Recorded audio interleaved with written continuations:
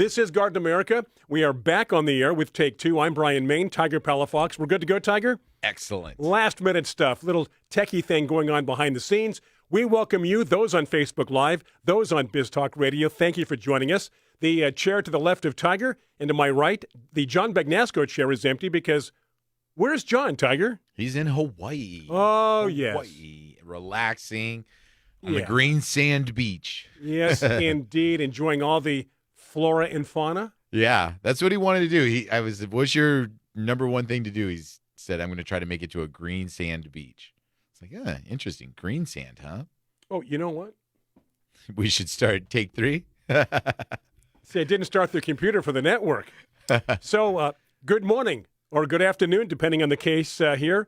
For those of you on Biz Talk Radio, we're kicking off our show here on Garden America. And this makes more work for me on Monday morning when I go in and have to edit and put together the show and package it up for the network. But I will do it. I will do it. See what happens when John's gone? The whole shows, even though he doesn't do anything. You know what? This is like a horse race, and you and I are two of the horses, and we stumbled out of the gate. You know, it's like, whoop, we tripped up, get back up again, join the race. Yeah, we were just too busy conversing before the show. But that's okay, because if this was like a pre-recorded show, which it is, no problem, but we are live on Facebook. That means there's no going back. Yeah, they already know our We mistakes. make a mistake, and yes, I'm sure it's entertaining for a lot of people. So, well, good morning once again, or good afternoon, those listening to us on Alexa, those on Spotify, those on Google, those eventually on our YouTube channel. And, of course, we invite you to go to our website, gardenamerica.com. Oh, by the way, speaking of that, Tiger, you mentioned this morning the trip to Costa Rica now is officially sold out. Is officially sold out, yes. There is a wait list that has been started for guests that would like to go, but at the moment, the trip is sold out, yes. Okay. Now, again, there's a waiting list, I would imagine, because some people, they have to cancel for whatever reason, and we'll update people if they're really curious and want to go at the last minute. Exactly. But we're excited for the people that are going to be joining us. Excellent trip. We got a lot of fun planned. I've been talking to the organizers of the trip, Colette, and kind of getting in some more details. So I look forward to kind of expanding on some of the tours that we're going to be doing on a daily basis. So I've been doing some coffee research. You know what? You're the guy that's going to make all this happen once we get there, in conjunction with whoever our host is from Colette. Yeah. Because now sometimes what they do on these trips, they'll have like maybe 2, 3, 4 people, depending upon what you're doing that day, because they're the experts on whatever it is we're seeing. Like, you know, you'll have somebody for the coffee plantation and maybe somebody else for the orchids. Right. And then somebody else for another tour through the jungle. All different because they're experts in that area. And then, you, Brian, me, and John, we'll also love to give our little tidbits of information throughout. Because, absolutely. That's what we're there for, is to be able to kind of answer questions and help guide people and, just talk more about what we are all doing in detail. I mean, that was the fun part about England, is as we're touring through the gardens, and we have hosted tours and we have hosted tour guides. But when you're just talking and you're talking about a plant or talking about some kind of design element, it's kind of fun to be able to kind of chit chat with other people about it. So absolutely. And again, but you've been there twice. Yes. So if you have any Costa Rica questions, direct them to Tiger. Yes, exactly. Now, when you were there twice, I'm sure the second time around you did some of the same things, but perhaps the second time around you did something you didn't do the first time around? Yeah, so I've gone to different areas. Okay. So I've flown into San Jose and I've flown into Tamarindo. So both airports that service pretty much all of Costa Rica. And so, I've got to see two sides of the country. West Coast, East Coast? It's kind of like in a way south and north. Okay, so yeah. South and north. Okay. Yeah. And so, with that, you get to see different parts, and definitely the northern part is more rural, less populated than the southern part, where kind of San Jose is the more populated city. Now it's a different area. We fly into San Jose. We fly into San Jose and we fly out of Tamarindo. So okay, we fly into like the southern central area, and leave north, and then leave out of the north.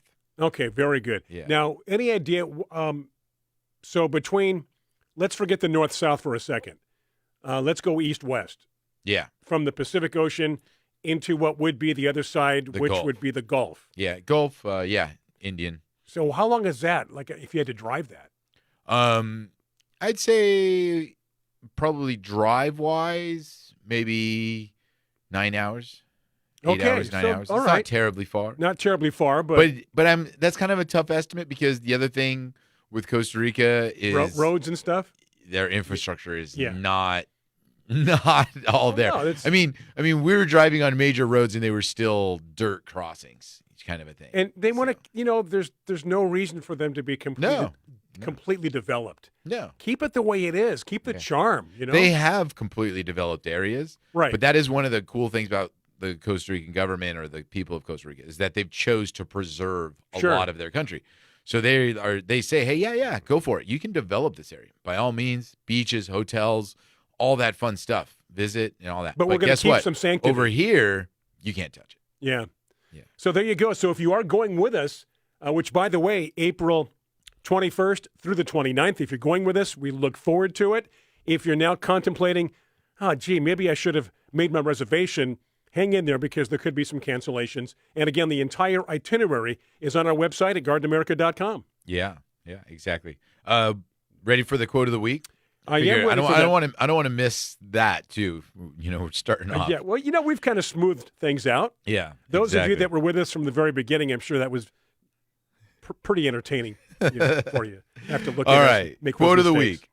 Steve was so wonderful to bring wildlife into our living rooms and let us see that animals we used to be afraid of are so important. Terry Irwin. Yeah, talking about Steve Irwin. Crocodile hunter. And so it was so wonderful to bring wildlife into our living rooms and let us see that animals we used to be afraid of are so important. Yeah, I'm going to bring in a 15-foot alligator into the living room, but don't worry, it's going to be okay. Yeah. No, Steve Irwin, I mean, who was the predecessor of Steve Irwin? Jack Hanna? Oh, who was kind of like he wasn't so much the explorer. He was just more the educator, right? Right. Jack Hanna, I don't know if he did explore. Like maybe he did, but I just remember him being more of the educator. But yeah, Steve Irwin, obviously the crocodile hunter. How's our audio, by the way? Are you okay? We're getting a little... I think so. I think we're good. That was Rick. Okay. Rick, let us know. Sometimes it's on your end. We'll make sure. We've got off to a bumpy start, but according to Tiger, we're okay. So, yeah, there was Jack Hanna, and there was a couple of guys during his time and before him as well. You go back to the 60s, Mutual of Omaha, Wild Kingdom, which is very old school. Yeah. They were doing a lot of these explorations and getting into the jungle and getting into the savannah, Africa, so on and so forth. And then Steve Irwin picked it up in the 90s and ran with it. What a cool time for people interested in animals, because to think that, you went from only reading books or hearing about these animals to all of a sudden now being able to see them. Right. And then now all of a sudden being able to have them actually be, in zoos and other things that people can actually see them in real life. They must be phenomenal. I think my kids take a lot of things for granted. Thank you, Carla. Marlon Perkins. Was Mutual of Omaha. I remember one of his famous lines because he had a buddy that was with him, and Marlon Perkins would narrate. Okay. And he'd say something like, "And there's Bill. Let's watch Bill as he tags the beast." Bill's all by himself with 3 lions out there. Good luck, Bill. How's this going to play out? Yeah. Let's see if Bill makes it through this. Yeah, but talking about Steve Irwin again, he's been responsible for a lot of people in the last 15, 20 years that want to be like him. Oh, yeah. There's a lot of YouTube channels out there with these young guys that are doing out pretty there, much what he did, and he inspired them. Yeah. Hey, speaking of animals, we've got a guest on today who has a very important position with wildlife and the San Diego Humane Society, right? Yeah, we're going to be having, I guess it would be Dr. Jon Enyart, the senior director of San Diego Humane Society Project Wildlife Program. So he's a doctor, veterinarian with the San Diego Humane Society's Project Wildlife, which, for those of you that don't know what Project Wildlife is it's actually they go out and save animals. They do, right, exactly. So for the city of San Diego, if you happen to stumble upon an injured bird or injured coyote or raccoon or skunk or bobcat, anything that there's here in San Right. Diego, you can call them and they will send out representatives to be able to collect that animal, evaluate, repair, and bring it back to health and then release it again. So, That's such a good thing. My wife and I support a lot of these organizations, sanctuaries, organizations that bring in endangered animals or animals that are hurt or that people leave by the side of the road. I mean, exotic animals, for the most part, play a big role in some of these sanctuaries. So it's going to be nice talking to the doctor. And again, those on Facebook Live, any questions, comments, then, of course, we're here to answer those questions for you.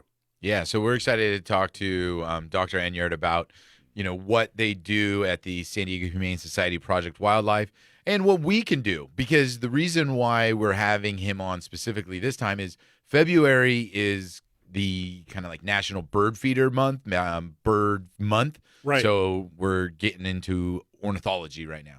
Okay, we're going to take a break. We're going to get a hold of the doctor here during that break. This break is for you. Those on Biz Talk Radio, thank you. Welcome. This is a pre-recorded show from last week. And the rest of you on Facebook Live, hang in there. Stay with us. I'm Brian Main. John Begnasco, he's in Hawaii. Tiger Palafox. This is Garden America taking our first break, so please do stay with us.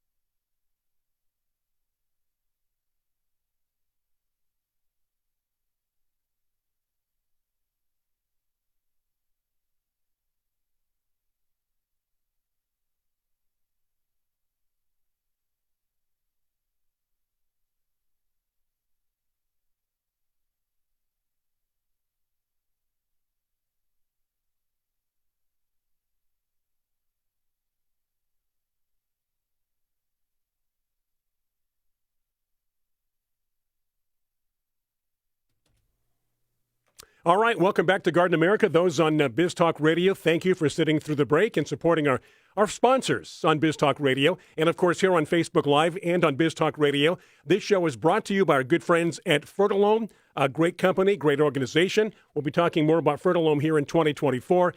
And, of course, if you want to support our sponsors, we appreciate that as well, as it does help Garden America. Okay, that said, got the sponsorships out of the way. Tiger, we are ready to go here talking about the San Diego Humane Society and some good things that they do for animals that really need our help.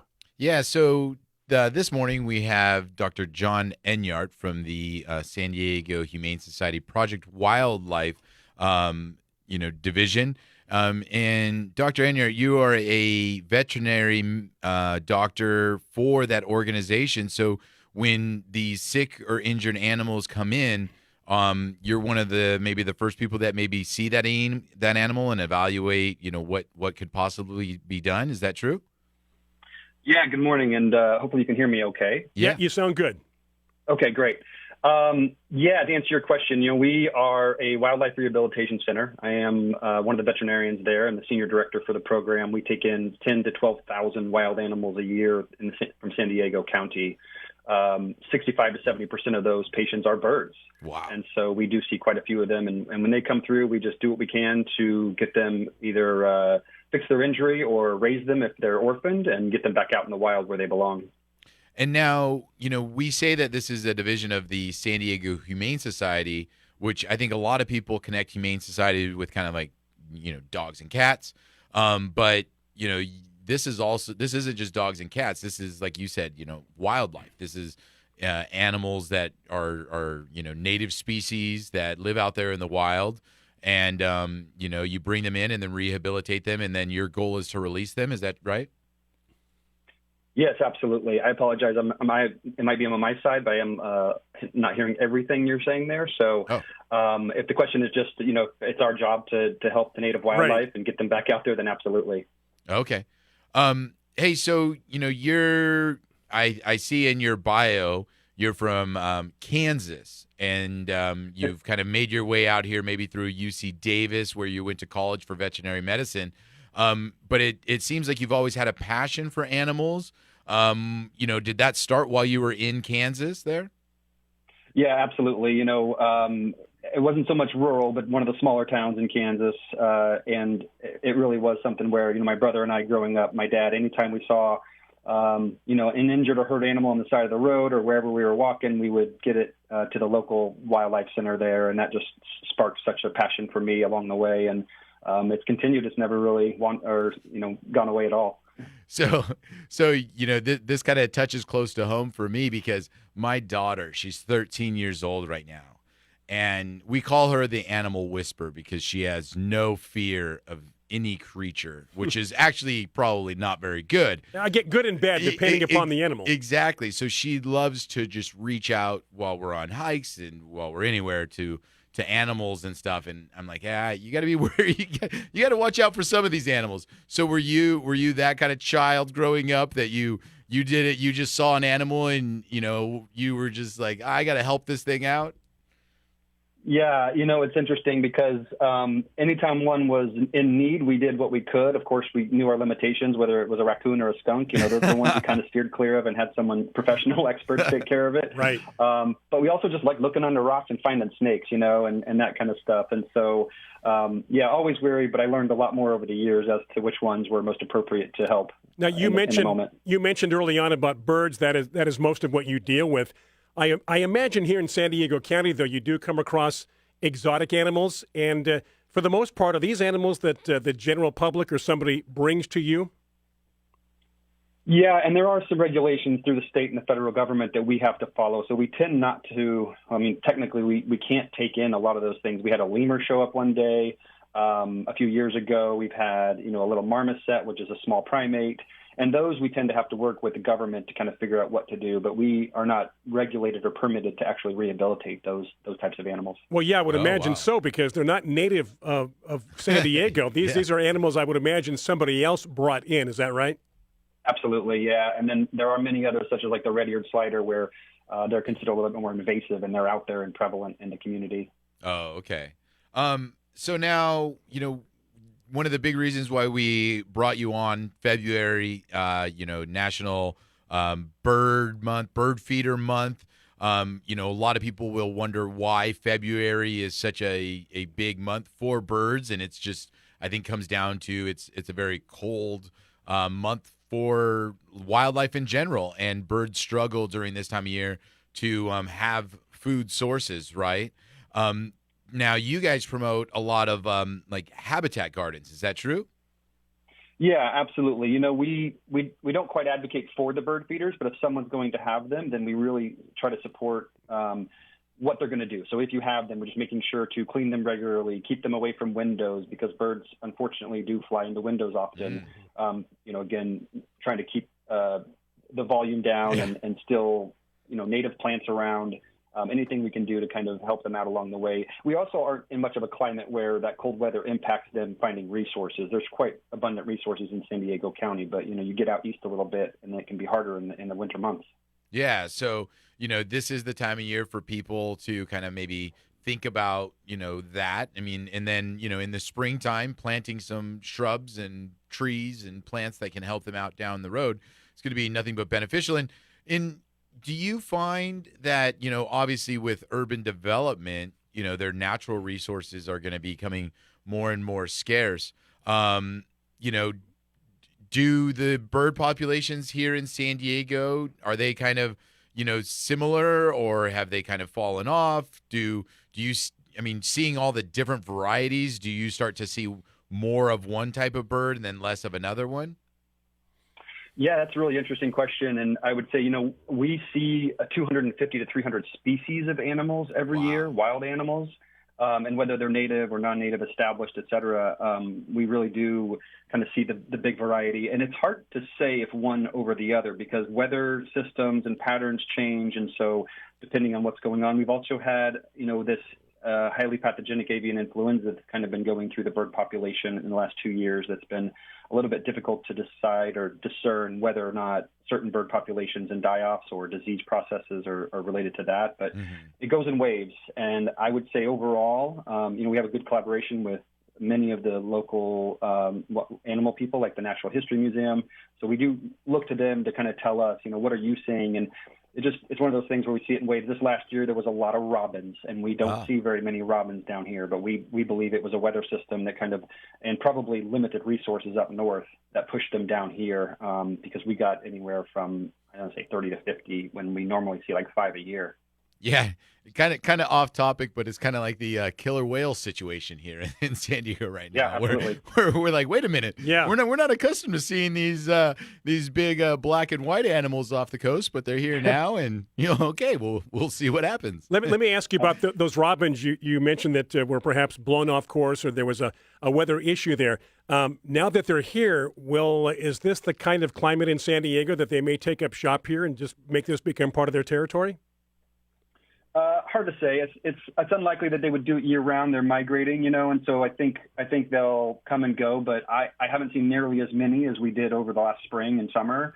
I wouldn't be surprised if they're back. They found the place where there's good resources, so it's hard. It's expected they might just remember that and swing back by, even though it's not their typical migration pattern. Yeah, definitely. Hey, we got to take a quick break. When we return, we're going to continue talking with Dr. Jon Enyart with the San Diego Humane Society and Project Wildlife. Right. And even though we're focusing on San Diego, those of you with any questions, please feel free right there on the Facebook page.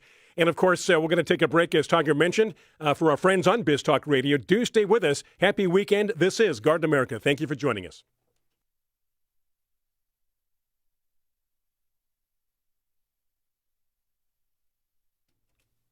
All righty, we are back from the break. Those on Biz Talk Radio, thank you for tuning in. The rest of you on the Facebook Live, remember, any questions, comments come to mind, post them right there on our comments page. As we continue our conversation, we're talking about wildlife this morning and some of the great things that they're doing for the animals here in San Diego. Yeah, and I just want to make sure to mention before we start talking with Dr. Jon Enyart again that the San Diego Humane Society has a wonderful website with tons of information, videos, and that about wildlife, about dogs and cats in general. They have wonderful support groups for behavioral issues with dogs and cats. Project Wildlife helps with rehabilitation of the wild animals out there as well. So if you're looking for more information, please go to their website, the San Diego Humane Society website, and you can follow the links and find out more information. Now, Dr. Enyart, you're a doctor of veterinary medicine, working with Project Wildlife. We're talking birds right now. What do you being here in Southern California, San Diego, top bird that you bring in? Is it a seagull? As far as numbers go, yeah. It's usually the songbirds, and it's usually the babies, because whether their nest has been, affected by weather or another animal. Now we see a lot of gulls. SeaWorld Rescue luckily is nearby, and they take a lot of the seabirds as well. Oh. And so, the most common bird is going to be, the sparrow, the finch, many of the songbirds, the mockingbirds, et cetera. And you're saying that it's a lot of times the young ones that maybe they were, maybe something happened to the parent, or maybe they fell out of the nest, that kind of a thing? Yeah, absolutely. It's so hard to determine. We really have a strong emphasis on mitigating intakes. We really want people to we want to educate the community on what they're seeing. So if a fledgling's down on the ground, is mom around? Are they actually just watching their baby learn how to fly, or does it really need to be brought in? Yeah. So those are really important factors we look at. But if they're nestlings and they're, super young, then sometimes it's a tree tremor. Sometimes, like I said, the weather just knocks them down. And unfortunately, the parents occasionally have to abandon the nest due to predators. And then we do our best to be their mama there at the center and get them back up and as good as possible. But nothing's as good as Mother Nature when it comes to raising those babies. Oh, I'm sure, right? We've all seen the videos on, the nest and the parents bringing the food back to the nest and feeding and teaching these birds how to fly. That you're right. That, I'm sure you guys do a wonderful job there at Project Wildlife, but at the same time that, it's probably very difficult to mimic, mom and dad there in the actual nest. Tiger, we've got a couple of questions. Okay. We get to. Let me, you go ahead. Okay. Rick, let's see here. So Dr. Rick says that He moved to Idaho. Growth and development is booming. How important is it for the government or private sector to create nature park areas to help with birds during their migration? That's a great question, Rick. I think it's so important. I think that, human impact is everything to us. It's a big part of our mission is to do what we can to kind of,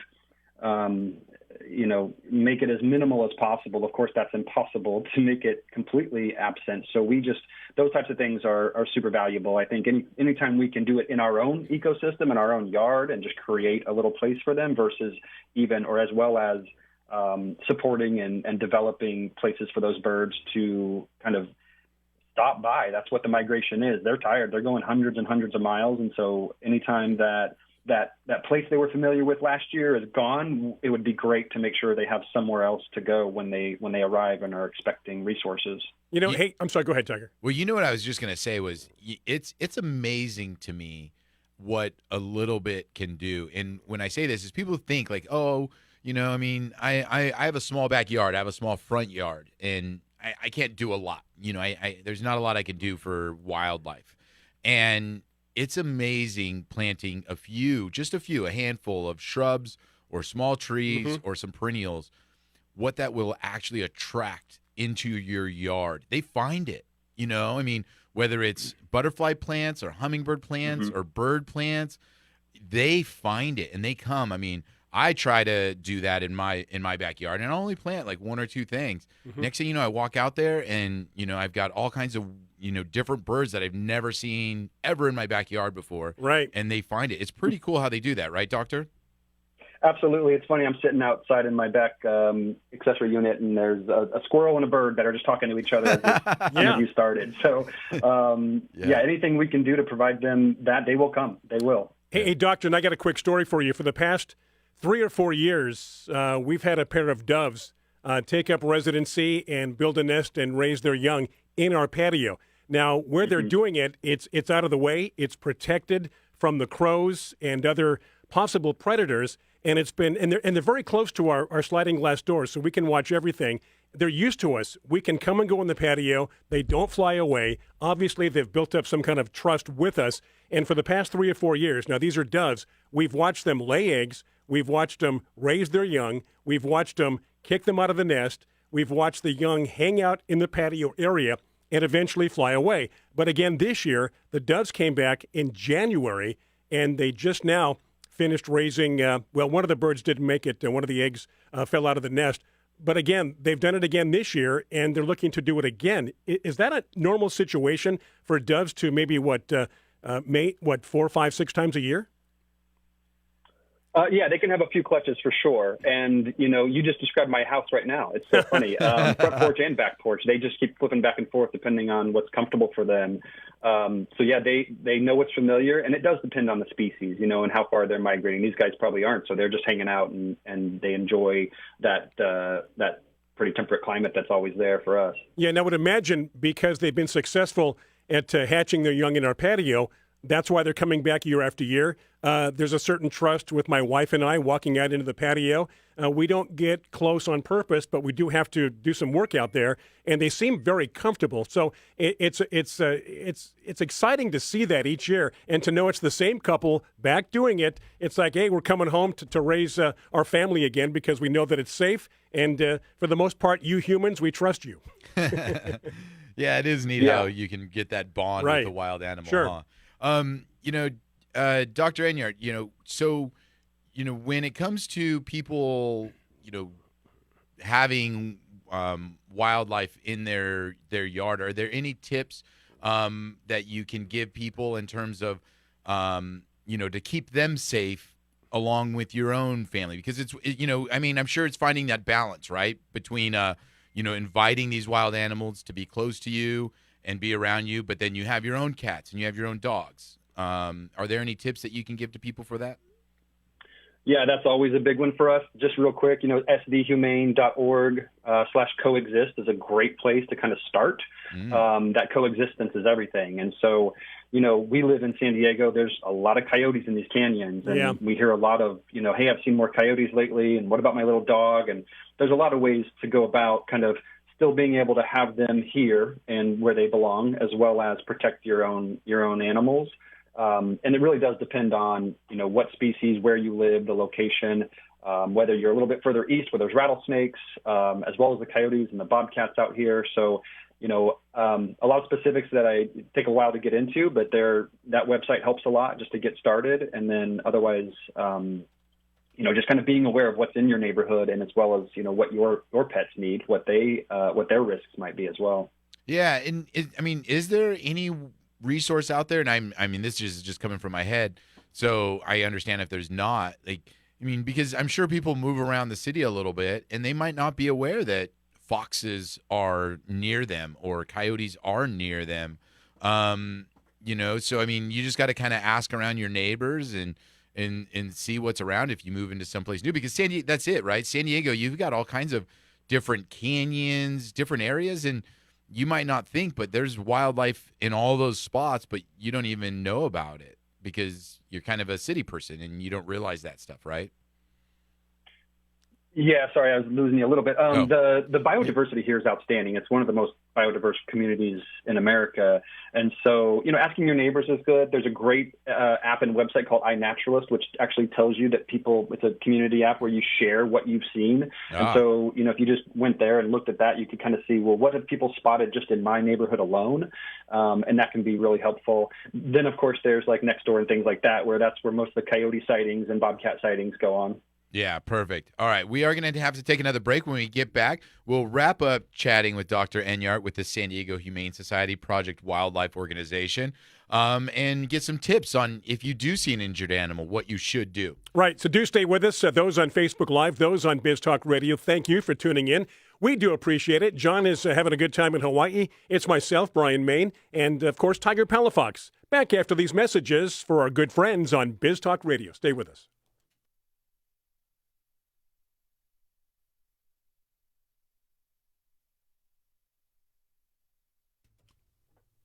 All right, we are back from the break. If you are tuned in on Biz Talk Radio, this is the final segment of hour number one. You've got news coming up. We come back at 6 minutes after. Hopefully your market carries both hours or at least one of our hours here on Biz Talk Radio. If you want to see the entire show each week, you can go to our Facebook page, Garden America Radio Show, and you can interact with us live. We kick things off at 8 o'clock on the West Coast, Eastern Time Zone at 11 a.m. Yeah, so we have Dr. Enyart joining us from San Diego's Humane Society's Project Wildlife. And, Doctor, I had kind of mentioned before the break that you can give us some tips on what to do in case they see an injured animal.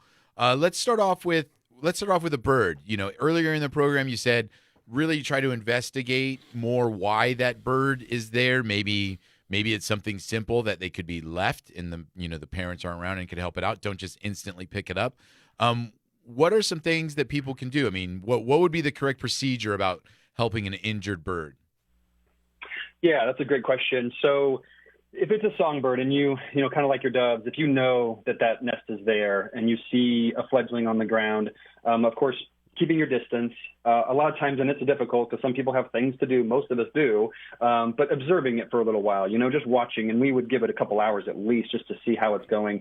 No songbird that's fledging should be left on the ground overnight. That's a big thing too. And then once the temperatures get colder, so we always ask just to call us, to call San Diego Humane Society. Our resource center and our dispatch team can triage those calls and then determine whether or not that bird needs to be brought in. And if it does, they guide the guest and the reporting party on kind of how to do that, whether it be especially a bird that usually are not very dangerous to us, how to do that without injuring them further, without disrupting, their ability to be returned to the wild.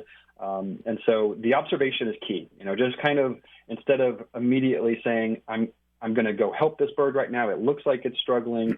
Now, that's where it becomes difficult because it's hard to train someone out in the public on what struggling really is. And so for most of us that don't see these animals out there very often, anytime a bird's on the ground peeping and asking for help, our heart goes to them and wants to help them right away.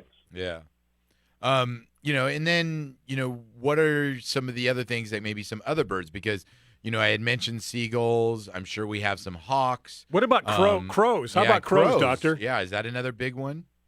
Yeah, we see a lot of corvids, crows, ravens, and jays and stuff. So with the crows, it's very similar. I think even with the gulls, the crows, the raptors, they all have much sharper and larger beaks. Yeah. And if they don't want to be picked up, they'll tend to let you know it. And so a lot of times, again, it would be guidance from the local center, the local wildlife rehab, or whatever the resources available in that community.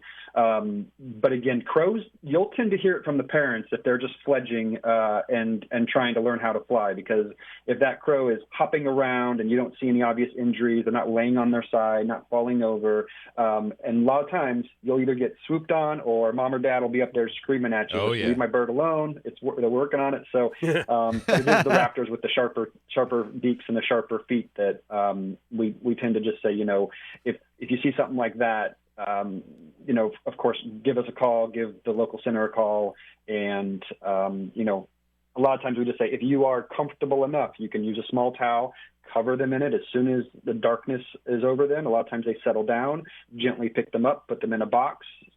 Warm, dark, and quiet is almost always the answer when it comes to these kinds of things, and then get them to a place that can help them as soon as possible. Do you see many birds of prey like falcons, hawks, that kind of thing that are brought to you? Yeah, we take in about 400 birds of prey a year. That includes mostly red-tailed hawks, red-shouldered hawks, great horned owls, barn owls. Those are our primary ones. Occasionally the bald eagle, occasionally the osprey, which is more of what we call the sea hawk. But yeah, those are the primary ones. There's a burrowing owl population, several of them here in San Diego as well. And you had mentioned they'll swoop down on you if mom and dad are around or a friend and they know they don't need help. Nothing puts you in check more than a bird swooping down on you, because you've had it too, Brian, where you're out on your back patio, and even a hummingbird. Sometimes those hummingbirds, they're mean. They'll swoop on you, and they're territorial. Yeah, you're a big human being, and this bird doesn't care. Nope. It has no fear, and they will swoop down on you and put you in your place real quick. It's pretty amazing, what a bird can do. So. So let's kind of, go now a little bit different in the sense of, okay, birds, we kind of hit that. Other creatures, I'm sure obviously dangerous creatures, like maybe like a bobcat or raccoon or something like that. You guys have your contact there at the Project Wildlife that people can call. And then, like you said, they'll send someone out, or, they'll get the proper description of what's going on and triage it from there, right? Hello? Sorry, I lost a little bit of that connection. Oh, no problem. No, I was just trying to ask you to kind of like now go into more of the creatures, like, maybe the raccoons, the skunks, the bobcats. Sure. What are some things that people can do? And so much of this is, are we providing resources for them that we would rather not? If we're feeding some community cats or an outdoor cat, now we've offered the raccoons and the opossums and really everything else to come in. And so, on one side, removing the resources is a good way, and honestly, even having your pets outside to them may be a resource, depending on if it's a bigger predator or not. And so just removing those resources and also setting up boundaries.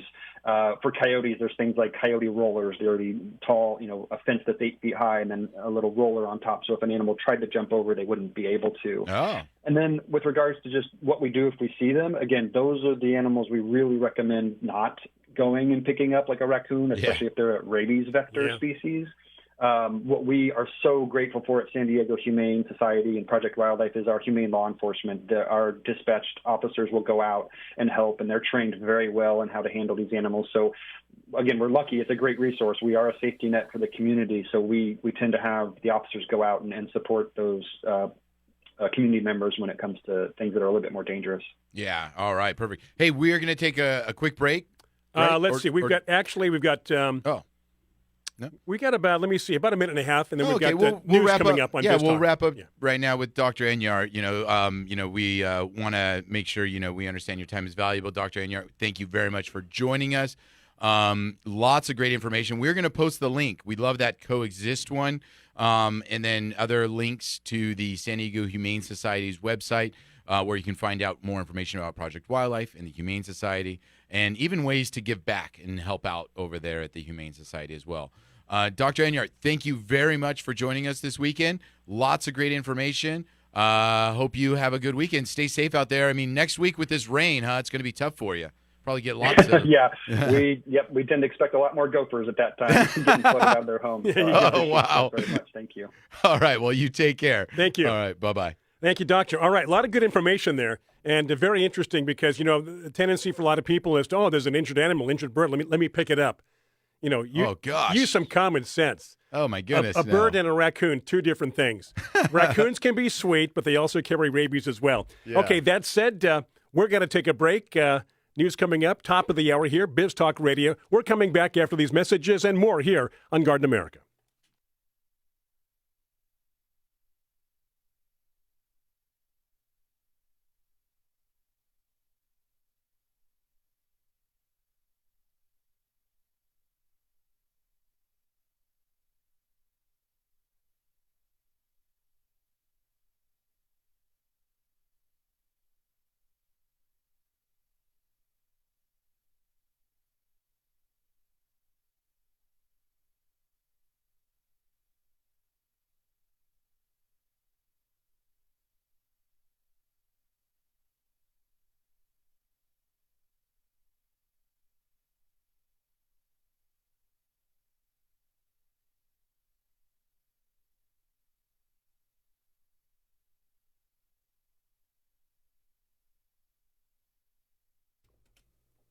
Welcome back to Garden America. If you're just joining us, welcome. It's great to have you along, whether it's the entire show or perhaps maybe just a few minutes or so. We like it when you do check in. And again, a thank you to our guest, Dr. Is it Enyart, right? Enyart, Enyart, Tiger. And interesting, we talked about the doves in our patio.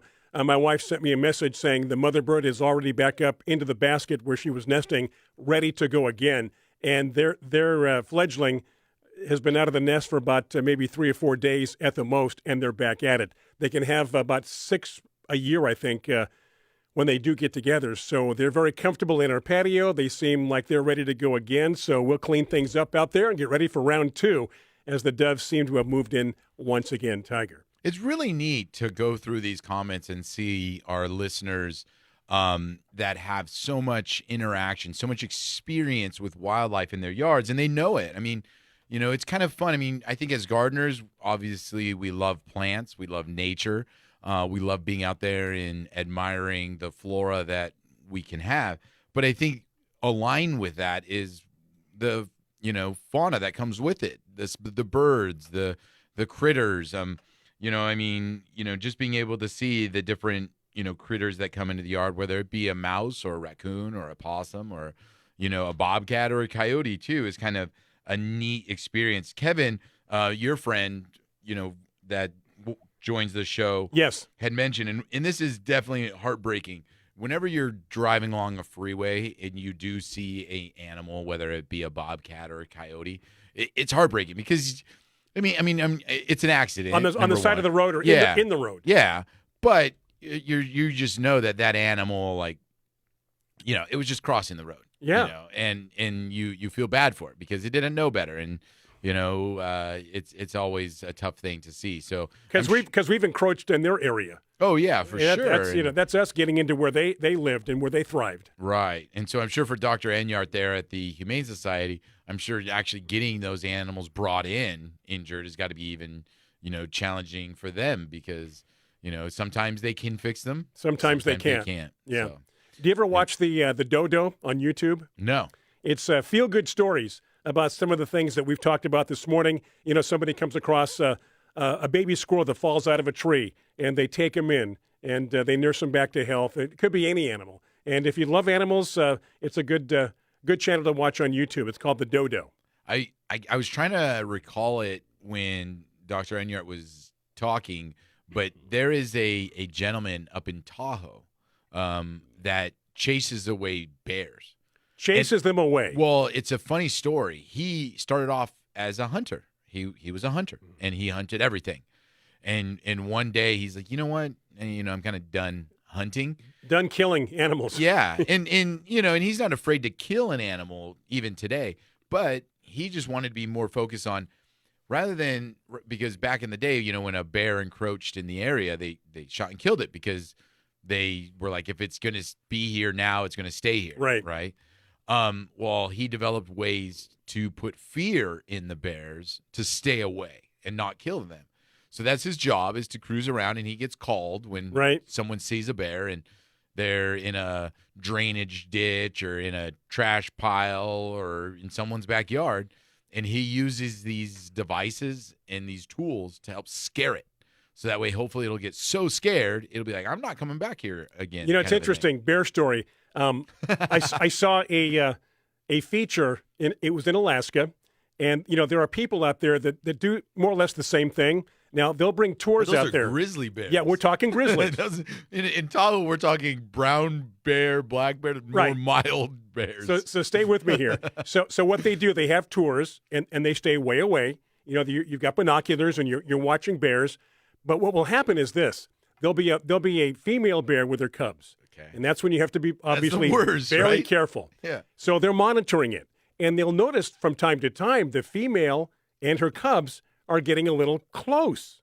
Like they're coming to the people. To the people. And they're like, okay, this is interesting. Let's stand our ground, but let's also be very careful. Why is she doing this, especially with cubs? Yeah. The female does this when they're being stalked or followed by a male who wants to mate. And so what happens, the closer they get to the humans, the male backs off. He backs off because of the crowd of people. The other people. Right. So that's how smart they are. They're using us as a deterrent. Exactly. Here's something else, since we're talking about animals, that I find fascinating. Not bears necessarily, but in safari, you go to Africa, you go on safari, and you're in an open Jeep. Yeah. And the animals don't attack you. Okay. Why? Don't know. Because they look at that Jeep as one big animal or possible predator.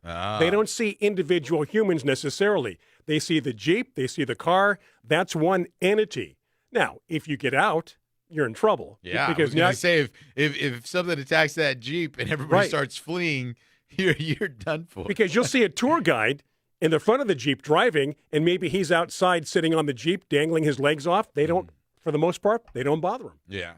So just a little, interesting tidbits of information and facts, especially the bear story. I thought that was interesting how the male backs off. Yeah. That is pretty neat. I love nature and animals, and like I had said to Dr. Enyart, Tasia, loves. Is she going to be a vet? It's one of her dreams. Or something. It definitely is one of her dreams, and I feel like she has the capacity and the ability to do it. But even more so than that, she just has this ability with animals. She has this. I find it very true that animals can sense fear. Like they have more senses than us. Oh, absolutely. They do. It's scientific that animals have more sensory abilities than humans do. Just with smells and with their ears and with just everything. And that's because they need to survive. Right. And I think Tasia can be calm. And I think animals sense that. Where people might be agitated, they might be scared, they might be feeling aggressive, and animals can feel that. Tasia just, exudes a calmness, and then the animals just go, okay, I shouldn't be scared of her. And we should encourage our kids, whatever you're good at, whatever you like, make a profession out of it. Because you know what? Then you'll never have to work again the rest of your life because you're doing something you love. Yep. And speaking of the calmness, being calm, I mentioned to the doctor about our doves. I mean, you've been in our patio. Yeah. I can reach right up there. You could easily knock that thing down if you wanted to. And they just look at us. They know us. They know we're not going to hurt them. But again, we're trying to be respectful as well. Well, and I think they understand that, and they feel that. And when you walk out there, you're not walking out there with this feeling of frustration and anger. And they are like, hey, he's going to be cool. They're fine. Us. Yeah. So, but anyway, Dana says she's up there again, ready to go. Yeah. So here we go, January, February. So, but it's cool funny. Every single year. I was shocked to hear from the doctor about the vast numbers that they see. And also the diversity, the hundreds and hundreds of different species. Right. I did not realize. I mean, if you were to ask me to name the wildlife in San Diego, I might be able to come up with a solid 10. A coyote, a raccoon, a possum, a crow. Yeah. Maybe a fox. Yeah, fox. Now you live on a canyon, right? Yeah. Yeah, yeah. What have you seen? I haven't seen a fox, but I have seen coyotes, and I do hear coyotes. Yeah, they're everywhere. Yeah. And I've had rattlesnakes. I've had rattlesnakes in my yard. Yeah. So, and a gopher snake. So, gardener snake. So, yeah. You want the gopher snake there. Oh, yeah. Definitely. Love that. I let that one go. The only one I relocated was the rattlesnake. Right. And how did you do that yourself? Put it in a bucket. So, I just got a bucket and a stick and pushed it into the bucket. And then I took that bucket and dumped it into an area of the canyon. Yeah. You need to get a snake hook. Sounds like. Yeah, I should, huh? You know? Yeah. Anyway, by the way, those watching here on Facebook Live, we can do gardening too. Yeah. It doesn't have to be an animal question. No, I'm just no worries at all. So whatever's on your mind. Again, Jon is in Hawaii this week. He is back next week. Mostly on Facebook this morning, it's comments on the subject matter we're talking about. That's what I say. It's a lot of fun to see what's out there, right? Oh, I do want to say, and I'll look it up right now and get the information, but something that is coming up for those people that are interested in the bird population of their area. And we got a break in about 30 seconds, too. Is the national bird count. So when we get back from break, I'll talk about what that means and how you can get involved with that. Okay, do stay with us. Again, those on Facebook Live, take this show in any direction you want to, whatever's on your mind. We can get back to gardening or maybe incorporate some animal stories or questions along those lines. Those on Biz Talk Radio, once again, this is a pre-recorded show from last week. In fact, speaking of Biz Talk Radio, we're going to take a break. So remember, this next break is for you on Biz Talk Radio.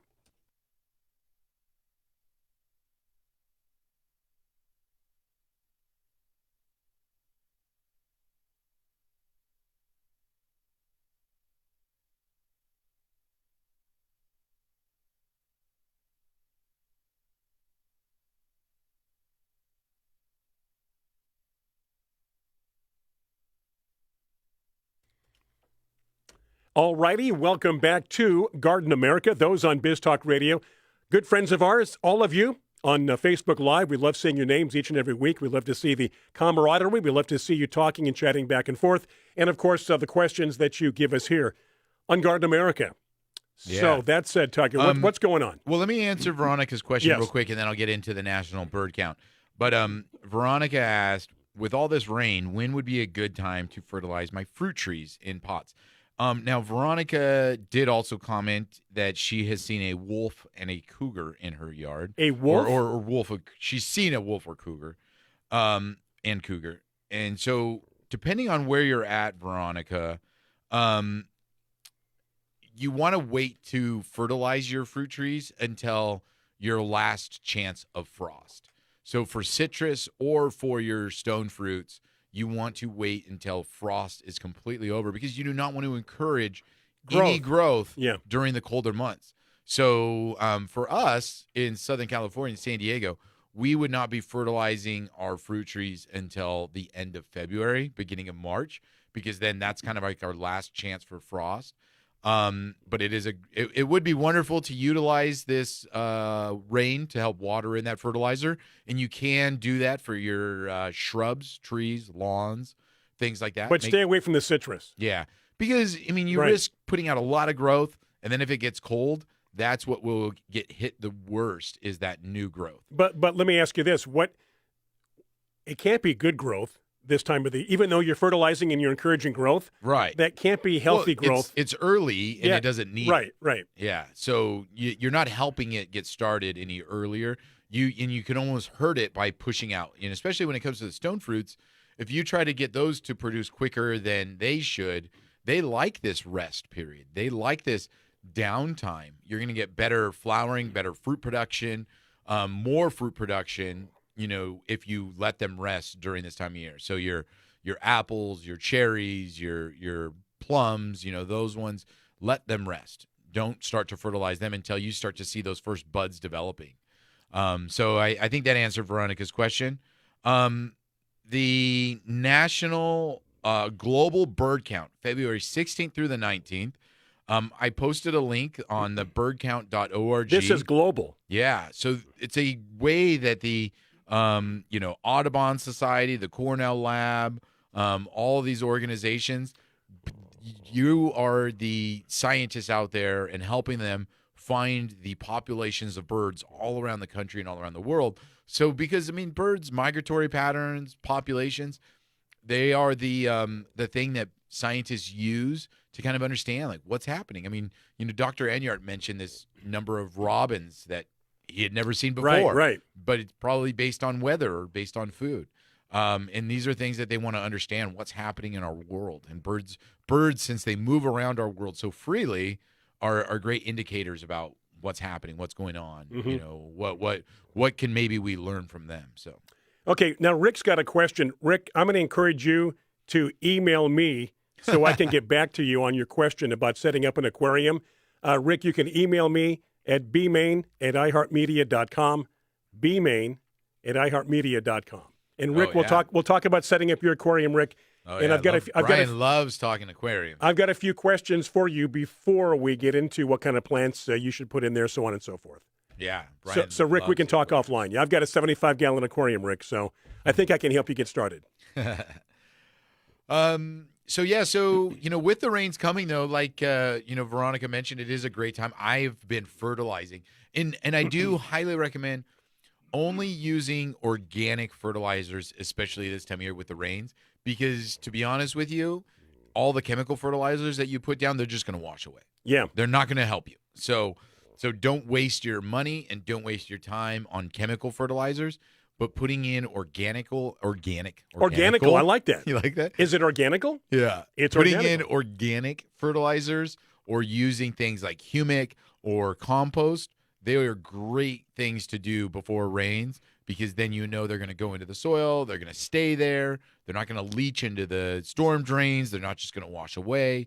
And it waters it all in wonderfully. Now, for the most part, if you use a chemical fertilizer, you're feeding the plant itself and not necessarily the ground, the soil, or the environment, right? And that's why they just wash away with rain. Exactly. It just goes away. It doesn't go into the plant at all. That's why the organic fertilizers are much better to be able to put down. They stay in the soil. And they feed the soil, like you mentioned, Brian. Yeah. Yeah. So the plants can take up the nutrients as they need it. Exactly. So great time. Turn off your irrigation systems because there's no point. I mean, especially, I don't know. I mean, from San Diego all the way to Northern California, from what I've seen. They're getting more rain as well. We're getting rain. There should be no reason why people are irrigating right now. And no reason to wash your car.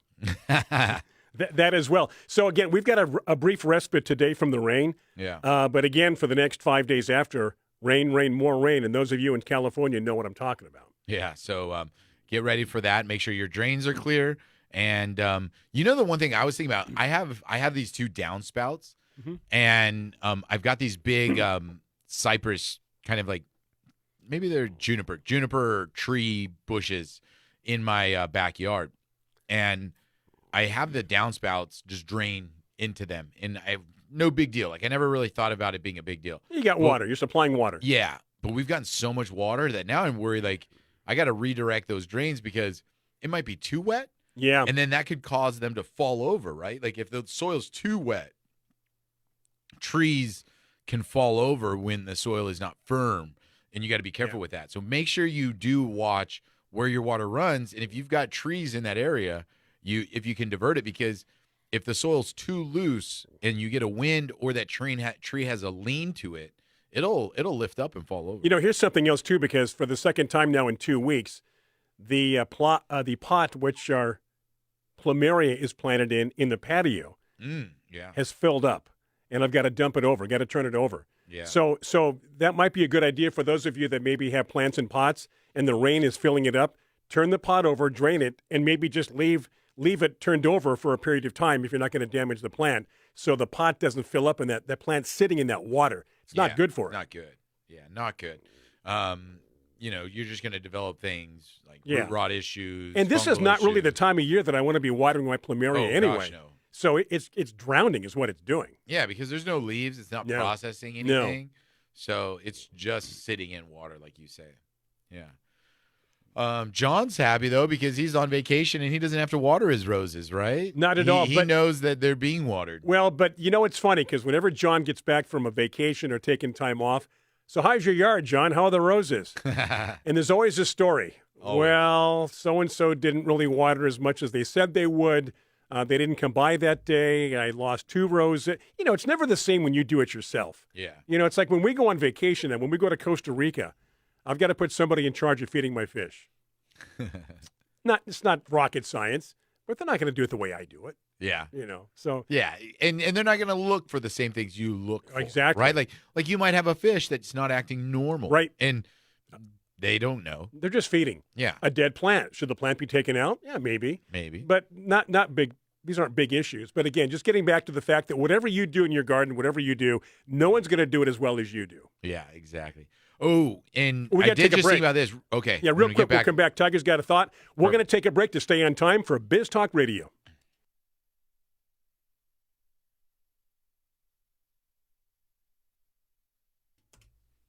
Hey, just like that, we are back. Those on Biz Talk Radio, thank you for your support.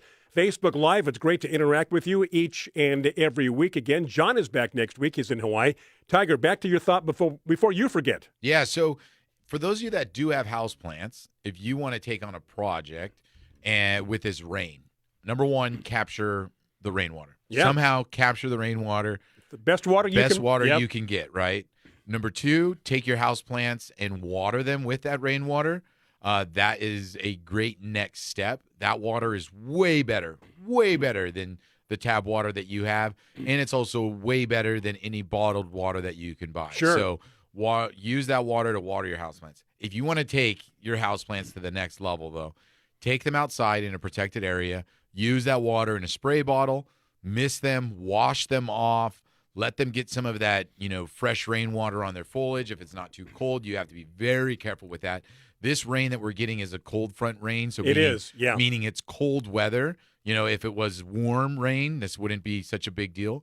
But if you can take them out in a protected area, spray them with that rainwater, wash off their foliage, just really give them a good rinsing with that, they will love it. That water is so valuable for houseplants because houseplants, unlike your outdoor plants, they never get that chance. They never get that opportunity. So you have to provide it. And even using all those filtration systems and bottled water, it's not the same. Because you know what a lot of those things lack that rainwater doesn't lack? Because people say, well, what's so good about rainwater? Oxygen. Yeah. Each drop of rain has oxygen that they're not going to get out of tap water. They're not going to get out of bottled water or filtration. So that's why the rainwater is so important. And for the most part, you will notice a difference after a rain. Why do your plants look so good? Yeah. Natural rain. Yeah. The soil is better. Right. The plants absorbed it through their foliage. They rinsed off all that dust and debris and soot. So really good stuff. So let us encourage you right now, those on Facebook Live. We've got another couple of segments to go. So plenty of time, whatever's on your mind, gardening questions, so on and so forth. Let us know, and we will do our best to answer them for you, or whatever's on your mind for that matter. Yeah, exactly. Because, we love to chat about everything here at Garden America. We drift off now and then, but that's okay because people tend to like that. Then they want to jump in. Yeah. Oh, something I know something about, Yeah, well, it is funny, back to the wildlife, to hear about everybody's small interactions. And I think that's what just gravitates, right? I mean, you remember when you see a bear, or you remember when you see a coyote or a fox. Yeah. I mean, I was blown away. We're sitting in the middle of London, okay, in the dead center of London, and we're at this hotel, and I look down in this courtyard in this hotel, and it's no bigger than a quarter of a football field. This courtyard, very small little area, okay, surrounded by buildings. And you're in the downtown London, okay, and I look down in the morning, and there's 3 foxes just playing in the middle of the grass, right there, just playing. In the middle of an urban neighborhood. Right in the middle of an urban neighborhood. Obviously, they come out there in the mornings, they hang out, maybe they find some food or whatever, they play around, comfortable, and then they scurry off into the sewers or whatever they do. Interesting. But I was like, foxes in the middle of the city. And Here they are. That's an exotic. Those are exotic animals. It's not like I think to them they're more like a raccoon or more like a possum or skunk. I don't think they are exotic to them. What's interesting about foxes, what I've learned over the past several years, they're a cross between first of all, it's a canine, but they're a cross between a dog and a cat. They've got dog characteristics and cat characteristics. Yep. And there are some foxes that can climb a tree as good as a cat. Oh yeah. I mean, right up that tree. So they've got a little bit of both. They're very interesting. If you're curious about foxes, I can direct you to a YouTube channel called Save a Fox. It's an organization out of Minnesota and Florida, and their job is to rescue foxes, rehab them, take them out of fur farms, and they do a wonderful job, and it's called Save a Fox if you're curious about foxes in general, because I've learned a lot, and they're a great organization. Well, and you mentioned something that I think people don't even realize nowadays still is that there still are fur farms. Like there still are these places that raise these animals simply for harvesting them for their fur. And it's anything but humane. Yeah. Anything but humane. So yeah, we'll see. We'll see where that goes. Save a Fox, and they're out of where did you say Minnesota? Minnesota, and then they have a Save a Fox South in Florida. Oh wow! So when people bring injured foxes to them, vet clinics will call them. Fur farms, when they get the foxes and rescue them from the fur farms, they take them in. Yeah. Now, if you're another organization like a wildlife sanctuary, and they will vet you to make sure that you're qualified, they will send foxes to you as well, so that you can raise them and give them a home, a protective home. Like a foster home for these foxes? Exactly. They know they can't go into nature. Exactly. So they have to find a home for these animals. But you can have a fox as like a sanctuary? The sanctuary. Yeah. Now, as far as privately, probably that's governed state by state. Yeah. So I don't know about California. I don't think we can have foxes. But I've in never certain seen states, anyone have a fox. I know, but in certain states you can. Yeah. But let me also mention this, that as much as they're like a dog or a cat, good luck on trying to potty train them. Oh, yeah? I mean, foxes, they'll pee anywhere. Oh. I mean, it's a wild animal. It's an exotic, yeah. But these organizations are doing a great job, and I just want to give a shout out to them. Yeah, definitely. I mean, there's a lot of organizations out there, wherever you live, right? That we talked about the San Diego Humane Society and their Project Wildlife. Wherever you live, I'm sure there's some kind of organization. I mean, a big thing, you used to live out there in Alpine. Right. There was that something lions, tigers, and bears or something. You know what? I took my wife there when we first started dating. Yeah, and they're a sanctuary for those animals that obviously cannot be released. And like you said, lions, tigers, bears. I forget the woman's name, but she does a great job. Yeah. So, and these places, for the most part, they work on donations. They're nonprofits. You say, in order to do that well, they have to be kind of like a nonprofit, doing their own thing. Now, those that have YouTube channels with a couple of million subscribers, that helps big time. Oh, yeah. But they do operate on donations and depend on people to help them do such wonderful things because they dedicate their whole life to this. This is what they do. Yeah. It's not a side job. And it's not cheap. Not at all. Vet bills. Feeding a lion or a tiger is not cheap. And the food and the vet bills and everything else that goes along with it. So yeah, exactly. But so I don't know, lots of fun stuff, lots of fun topics out there. Things are a bit quiet at the nursery right now. The rain's going to slow things down. Yeah, it's almost being here in Southern California, we kind of forget weather. We don't really think of it that much. Where, if I was a nursery back east, I'd be closed during this time of year, or I'd be operating a snowplow or something. Sure, right. So we look at this next week and we're like, oh, wow. Like one of those things, like, do you even open, kind of a thing. Yeah. It's going to be so hit and miss with the weather and the rain. But I mean, we will be open and there is still stuff to plant. This is my favorite time to plant because you don't have to water it in. The stress of planting on plants is the soil very low. Is moist and already prepped. The soil is very easy to dig in. So, I mean, I do recommend if you are a gardener and you wanted to plant something, even if you have like a 2-hour time window to get out there, go plant some stuff, get it in the ground, get it established, because then I have for how much work I do with landscapes, I don't have a very great irrigation system. In your own house, because your own backyard. I kind of like designed it where things can just survive on their own. And if I plant them during this time of year, they'll get enough rain and get established enough that by the summer, they're good on their own and they'll survive. Yeah. And I do have an irrigation system, so I'll get them some water, but at the end of the day, like they're surviving on their own. But I would imagine it's turned off now. Oh yeah, I mean, there's no months. There's no reason. No, which is nice. No, not even for my lawn. Like no reason at all. So, a lot of good feedback here. Janice says that her sister worked for California Fish and Game and has fostered the baby mountain lions. So it runs the gambit from a sparrow, I should say, to a mountain lion, to a bear. And then Veronica mentions also that Lions, Tigers, and Bears is a great organization. And they're located here at the backcountry, East County of San Diego. Yeah, exactly. So Have you been there? I have. Yeah, Yep. it's a great place. I love it. Oh, yeah. Yeah, it's nice. Wonderful. I mean, you would never know. You would never know You'd here never in San know Diego it's here. Yeah, unless you knew about it. Yeah, exactly. It's tucked away. Yeah, so kind of fun. There was a woman. I mean, maybe still is a woman. I'm not 100%. Joan Embry.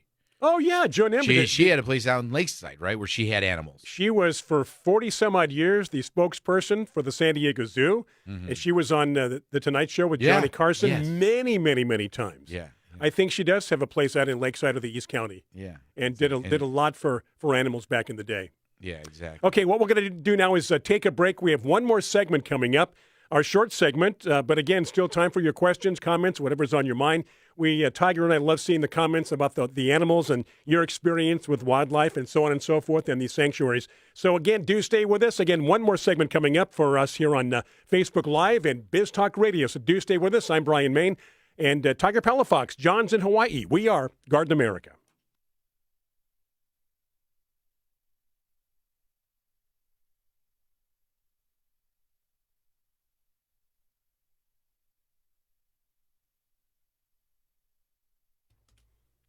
Back from the break. This is it. Final segment as we enjoy some little downtime today, a downtime from the rain, a respite here in San Diego. I know a lot of people in California still raining, but we have a day off today, then the rain begins tomorrow for the next 5 days. Another thing that I thought people a lot of times will like to do during the rains, but you have to be careful, is wildflower seeds. So a lot of people think, oh, it's going to rain, I'm going to throw out a bunch of wildflower seeds. Great idea.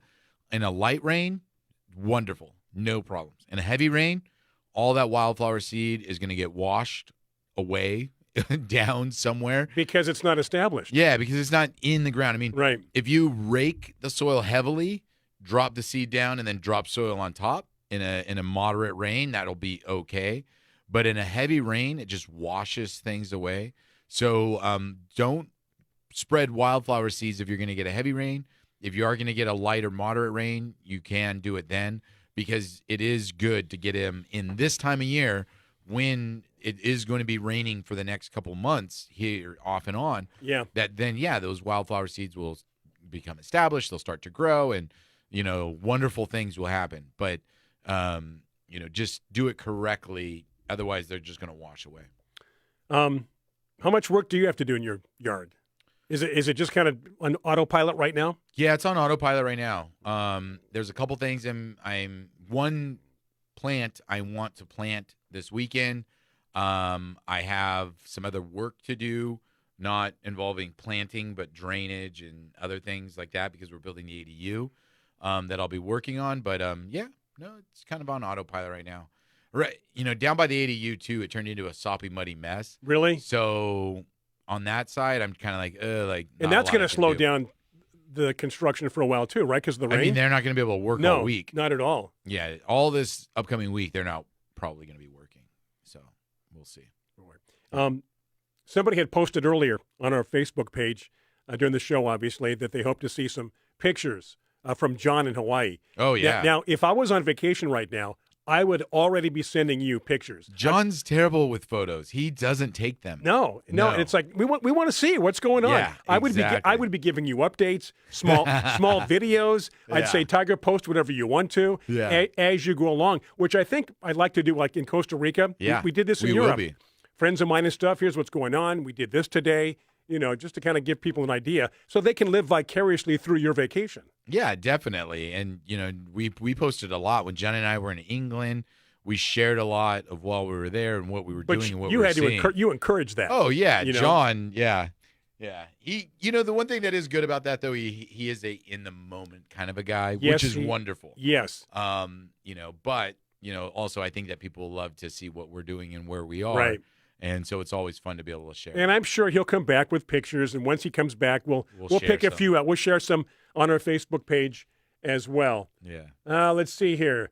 Joyce says that she moved an established bush from a pot to the ground about a month before the rain began. Nice. It's doing great. Yeah, I'm sure. Nice timing, Joyce. Way to go. Yeah, That's exactly right. That's what you want to do. Get it into the ground now. Let it rain, let it rain, let it rain. By the summertime and by the springtime, it's established. You're happy, and then all is good. It's kind of funny, like being in Southern California too, after 7-8 years of drought, going into wet years, because you've forgotten what it's like, and it's kind of new. And this is what happens here. We go drought, we go wet, we go drought, we go wet. And San Diego is an arid desert. Yeah. These trees were never here on their own. They were all brought in for the most part. So the weather's going to fluctuate like that. And you know that if you live in an area that doesn't get a lot of rain like we do, we don't get a lot of rain, because it's always headline news. When the weather's the headline news, that means that it's news because you don't get rain all that often. And that's the case here in San Diego. Yeah, exactly. But wonderful time for planting plants for sure. All right, couple of minutes to go. Anybody have any last minute? They want to see that. Yes, picks, please send them. Enjoy. But any last minute questions, comments? We got a couple of minutes to go, and then we'll close things out for this weekend. Yeah, you got to work on your patio this weekend. You said today. Cleaning up. I got to get out there. Get ready. Now I know it's rain, but we have to hose it down. Yeah, just to kind of clean it up. I'm going to turn the pot over, the plumeria pot, sweep some things up, and then get it ready for the next wave of rain. And apparently the dove is back up in the hanging basket preparing for another 2 eggs to be laid. Hey, now your bird feeder, your fountain in the backyard. Yes. In the summer months, you have to watch out for things like algae and things like that. Yes.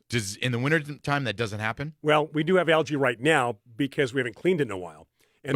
But it's a bigger problem in the summer. Oh, tremendously so. But by putting in hydrogen peroxide, it eliminates probably 90% of it. Oh. So let's say that if I didn't use it, I'd have to probably clean it, drain it about once a week. With the peroxide, you can go 2 or 3 weeks. Okay. And it's pretty good because in the summertime, we get direct sunlight in there. Right. This time of the year. The heat and the sun, that's what the algae bloom, right? And this time of the year, the sun's not shining directly. And actually, the algae is a sign of, it's a good sign. It's good biology. Mm-hmm. It just doesn't look good. Yeah. That's growth. That's good biology for the most part, but you don't want it. It takes away from the aesthetics and the way it looks. Okay. Same with a fish tank too. Yeah. Algae doesn't mean things are wrong or bad. It just means that you've got a pH balance problem. And so that's what I'm doing right now. I don't have a lot of algae in the aquarium, but we're working on the pH to just eliminate, some of the dark algae that tends to accumulate. It's a healthy tank. Yeah. And with that, that's going to do it. All right. Anything Great last weekend. minute, Tiger? Enjoy. Stay dry. Have fun with this. Yeah, have fun. And you've got a full day of sports with your son. Oh yeah, we've got baseball, lacrosse, soccer today. All today. Now, is the weather going to affect any of this? None. No weather. Is it indoor? No, today's a good day. No weather today. That's right. So yeah, we're good to go. Next week, different story. Dana says Brian employs his wife to clean the fountain. Does he? Does he pay you, Dana? Does he pay you? Well, you know why that's employees. This is true. You know why? Because I was doing it for a long time. She does a much better job. She's better at it. and so that's why she kind of got that job, because she does a better job than I do. Hey, have yourself a great weekend. Be safe when the rain begins again, or if it's raining right now. Please be safe. Enjoy yourself, and we'll do it again next week here. John is back, so the three of us back in the saddle next week here on Garden America. For the entire crew, our webmaster Daniel, John Bagnasco, Tiger Palafox, I'm Brian Main. Enjoy the weekend, enjoy next week, and we'll do it again next weekend right here on Garden America. Take care.